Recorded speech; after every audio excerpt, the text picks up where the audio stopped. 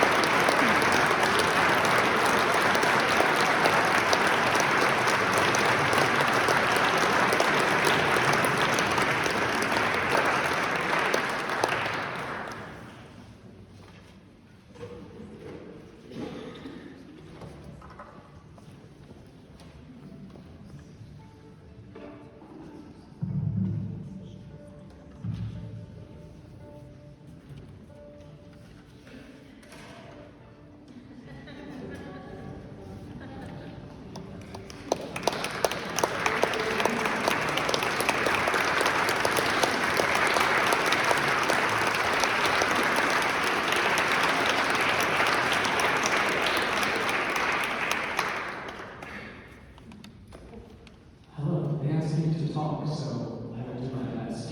My best at singing, but I will try this talking thing. So I'm going to sing two arias now. I'm Matthew Hill. Thank you all for coming. Thank you so much, Temple Giusto, for having me. The first aria is from Handel's Semele. It's a just everyday, normal love song between a god and a mortal. You know, normal stuff like that. But Jupiter, my character, has fallen in love with Semele, and basically is saying, whatever you do and wherever you go, everything is better. And that is the first aria. And I will tell you about the second one in a little bit.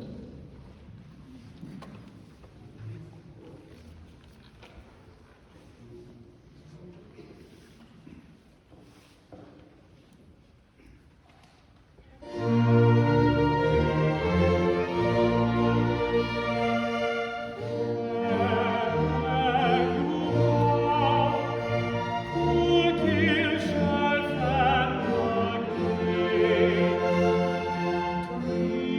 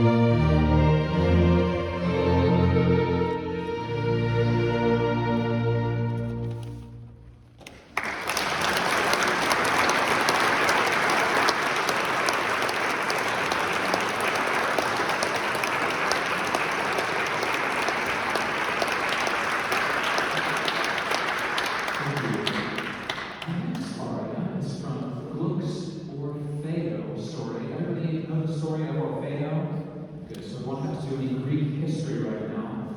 But Orfeo is in love with Eurydice, and at this point in the opera, he has just found out that there's hope. That even though she's been dragged to the underworld, he still has a chance to get her back.